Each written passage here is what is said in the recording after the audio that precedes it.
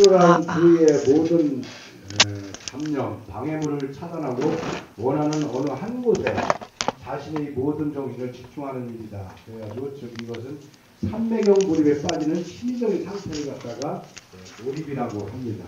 그래서 우리는 어떤 행위를 마음에서 우러나서 하게 되면 행복의 플로우에 빠진다. 저자는 단순히 행복해지는 요령을 제시하는 것이 아니라 따분하고 무의미한 삶을 기쁨으로 바꿔주는 원리와 이 원리를 실천할 수 있는 구체적인 예를 제시해 줍니다. 그리고 우리는 창의적으로 삶을 변화시킵니다. 이 책은 심리학이나 철학, 인문학이 절묘하게 어우러져 행복이란 무엇인지 그 답을 개성 있게 다루고 있고 좀 아까 말씀대로 어려우고 묵직한 책인데 제 생각입니다만 이 철학이라든가 이런 그 인문학은 저희들 부동산이라든가 모든 어떤 학문에 들어가는 기본적이고 기초적인 거라고 저는 생각합니다. 그래서 이 기초적인 게 다뤄지지 않으면은 아까도 조별에서 얘기했듯이 하나의 모래성을 쌓던 걸 갖다가 아무리 쌓으면 뭐 할 겁니다. 뭐 할 겁니까? 자기가 뭔가 체계적이고 뭔가 정의가 된 상태에서 해야 되기 때문에 그 인문학은 필요하기 때문에 저는 이게 어렵지만서도 이거는 해야 된다고 생각하는 부분입니다.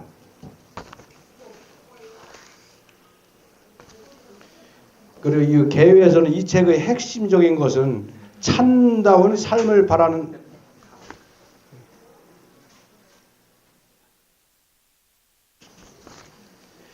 참다운 삶을 바라는 사람은 주저 말고 나서라 라고 하는 것은 누군가에게 도움을 받으려고 하지 말고 스스로 삶을 살아가는 길을 선택하는 것이다. 삶은 행동하고 느끼고 생각하는 것, 다시 말해서 경험입니다. 그런데 이 경험은 시간 속에서 이루어지므로 시간은 아주 귀중한 자산이다. 세월의 흐름 속에서 삶의 질을 결정하는 것은 경험의 내용이다. 그러므로 자신의 시간을 어떻게 할당하고 투자할 것인가를 지혜롭게 결정하는 것이 누구에게나 중요하다. 그리고 돈이 시간의 가치를 낳는 것이 아니라 시간이 돈의 가치를 낳는 것이다. 돈은 우리가 원하는 활동을 마음대로 할 수 있는 자유로운 시간을 주어 삶의 제약에서 우리를 어느 정도 해방시키기 때문입니다. 그래서 일은 생존과 안전에 필요한 에너지를 만들기 위하여 하는 활동인 돈벌이입니다.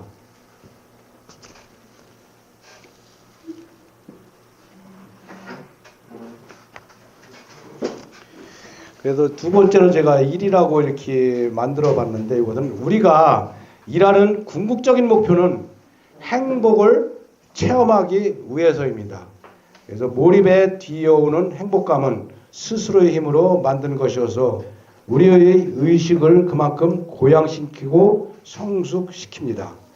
그래도 미국의 억만장자도 평균 소득을 가진 사람보다 아주 조금 더 행복할 뿐이라고 합니다.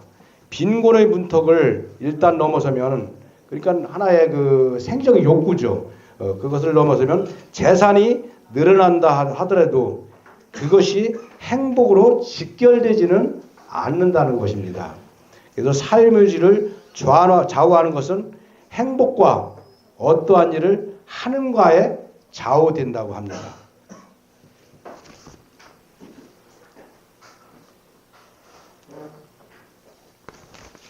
이제 요 도표를 이거 보시면 제가 조금 설명을 드리겠습니다. 도표에서 원래는 이렇게 칸을 쳐가지고 이렇게 해야만이 조금 더 이해가 될 것입니다. 이걸 설명을 좀 드릴게요.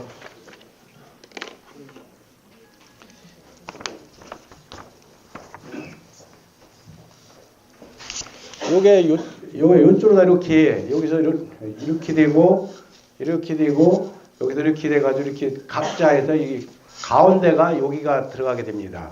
그래서 이 몰입에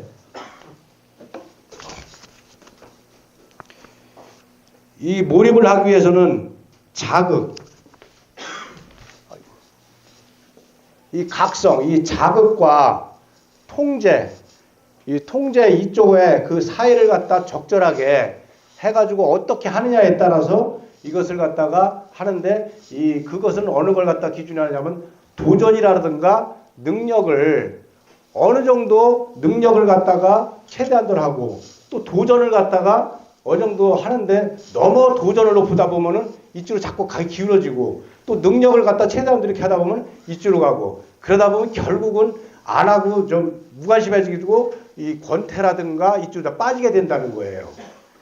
그래가지고 그러다 보니까 이쪽에 몰입이라든가 이 한해 이 도표로다가 설명할 수 있는 거지만서도 능력과 이 도전을 갖다가 어느 정도로 해가지고 하느냐 거기에서 이 제일 중요한 포인트라고 이렇게 생각합니다. 그래서 여기에서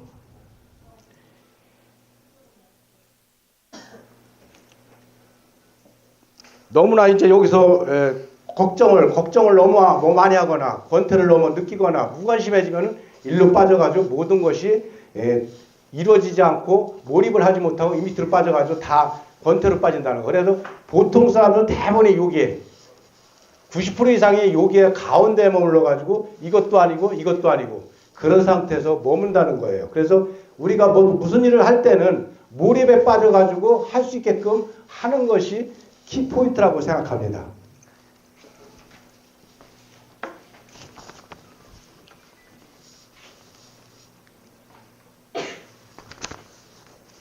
그리고 여기 요 사진은 저희들 그 독서 지향하는 사진을 올렸습니다. 이걸 왜 올렸느냐면은 책을 많이 읽는 사람은 몰입 경험을 많이 한다 했습니다. 여기 있는 분들은 다 이런 몰입하려고 하고 뭔가 성취하려고 여기 왔지 않습니까? 이러기 때문에 제가 요 사진을 한번 올려봤습니다. 그리고 여가 시간이 행복의 필요 조건일 수는 있지만 불행하가도 여가 시간 그 자체가 행복을 보장해주지는 못한답니다. 그리고 요즘에 요르족들이 인생은 한 번뿐인데 즐기며 살자. 이것처럼 단조로운 생활에서 내 인생에서 두고두고 기억할 만한 일을 찾아 색다른 자극으로 모험이라든가 여행에서 희열을 느끼며 일이 여가처럼 즐거우며 일을 잠시 접어두었을 때는 마음을 텅 비게 만드는 여가가 아니라 진정한 재충전으로 여가를 즐길 수 있게 됩니다.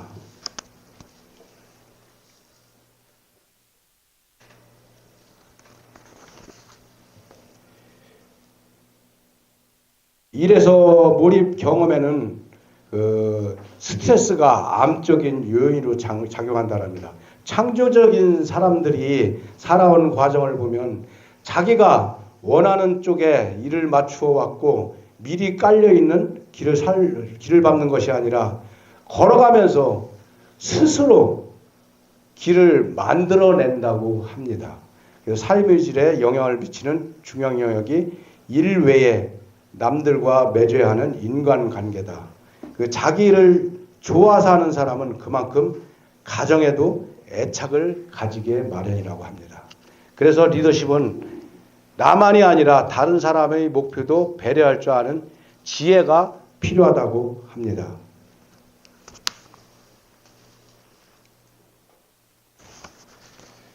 이 가족관계는 자연스러운 것이어서 정신적인 노력이 거의 필요하지 않는다고 여긴다. 대부분의 사람들은 배우자가 계속 뒷바라질 것이고 부모에 대한 아들의 애정도 식지 않을 것이라 생각합니다. 그러나 가정을 화목하게 꾸려갈 의무가 가족 구성원 모두에게 가족 한 사람 한 사람이 정성을 기울이지 않으면 가정이라는 틀을 유지하기 어렵다고 합니다.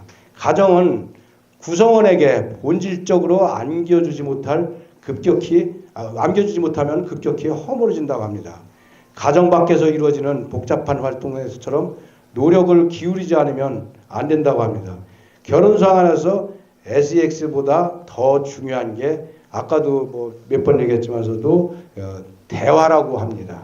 그만큼 대화가 우리 일상생활에서 제일 중요하다는 것은 저도 여기 독서 프로그램에서도 더 느껴졌고, 저도 옛날에는 혼자만이 직장생활할 때는 나만의 내 생각이 다인 줄 알았는데 그게 아니고 남한테 대화하는 그것들 들어줄 줄 알고 또 내 얘기를 또 하면서 서로가 커뮤니케이션이 돼야 된다고 생각합니다. 가정은 모두가 공동의 목표에 관심과 정성을 쏟을 줄 알아야 합니다. 인간관계에도 내가 존중받고 있다는 느낌을 받으면 만족도가 높아집니다. 다른 사람에게 이득이 되도록 돕는 것이 사실은 자기에게도 가장 득이 된다는 평범한 진리입니다.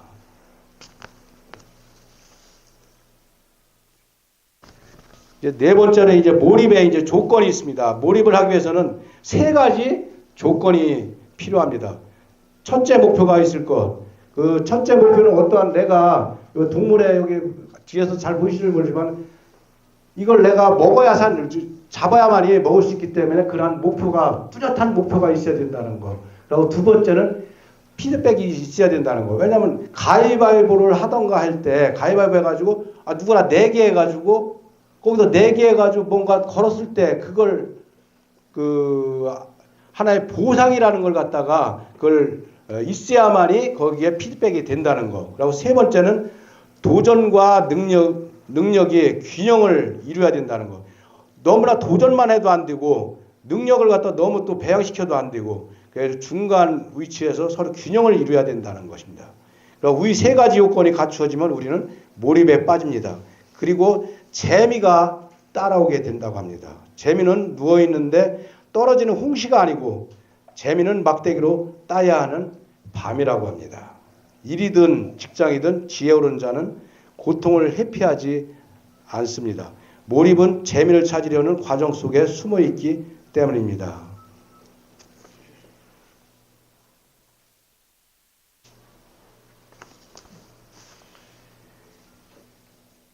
이 다섯 번째 이제 몰입을 할 준비입니다. 몰입을 최적 상태가 되기 위한 조건 및 몰입을 위한 준비는 다음과 같습니다. 먼저 이제 준비를 설정하라. 문제를 설정할 때는 미해결된 문제 중에서 중요하고 핵심이 되는 것을 택한다.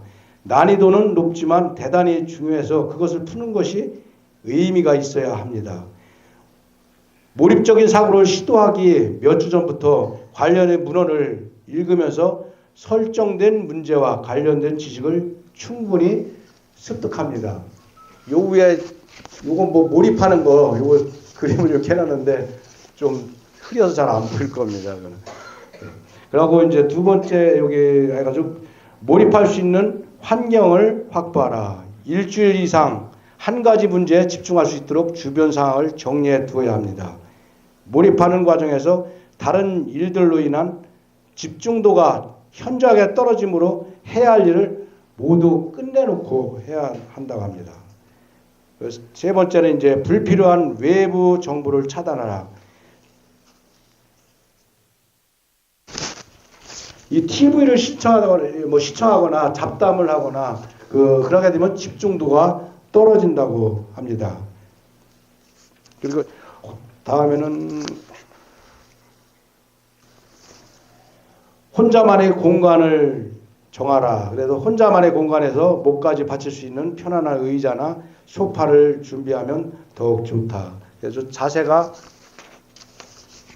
편할수록 집중이 잘 된다고 하는 점입니다. 다음에 또 규칙적이고 땀 흘리는 운동을 하라. 운동은 매일 규칙적으로 하는 것이 중요하므로 땀을 흘리고 재미있게 몰두할 수 있는 것을 선택하되 1시간을 넘지 않는 것이 중요합니다. 그러니까 너무 운동만 치우치다 보면은 내가 거기에 힘이 빠져가지고 딴 걸 또 못하니까 그런 것 같습니다. 그리고 다음에는 단백질 위주의 식사를 해라. 단백질이 몰입하는 데는 그 영양의 필수 조건인 것 같습니다. 그래서 몰입은 생각과 집중의 강도가 매우 높은 상태를 만드는 것이며 두뇌 활동을 요구한다. 따라서 양질의 단백질이 함유된 음식을 적당히 먹는 것이 좋다. 그리고 완전한 몰입 상태에 들어가는 데는 일주일 정도의 시간이 걸린다고 합니다. 그래서 생각하는 주제에 따라 여러 번 몰입해서 익숙해지면 3일이면 충분히 몰입 단계에 도달할 수 있다고 합니다. 그래서 첫째 날, 둘째 날, 셋째 날 이렇게 하는데 이거는 그냥 지나가겠습니다.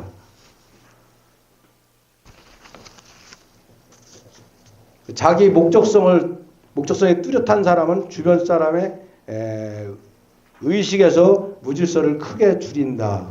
자기 영토를 넓히는데 혈안이 된 사람. 그러니까 욕심이 많은 사람이에요. 욕심이 많은 사람은 사회 전반을 무질서하게 만든다는 겁니다. 그러니까 욕심을 좀 버리라는 것이죠. 그리고 삶의 질을 끌어올리는 길은 주인의식을 가지고 행동하는 것이며 자진해서 원하는 일을 늘려야 합니다.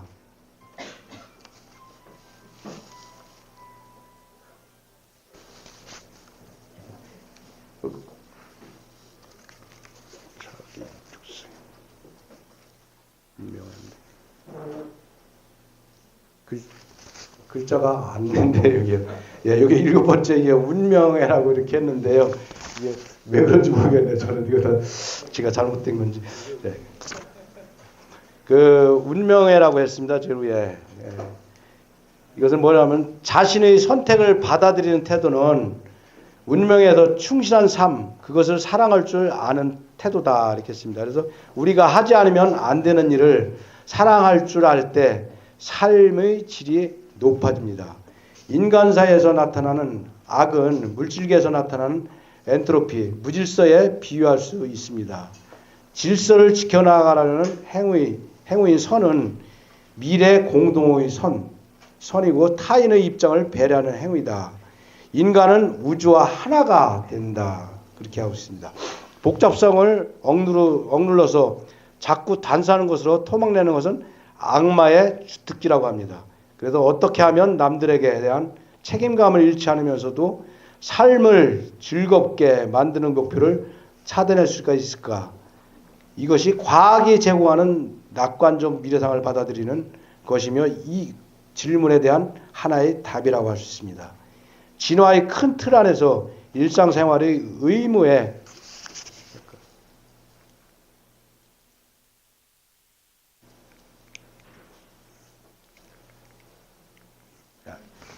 안 넘어가네요.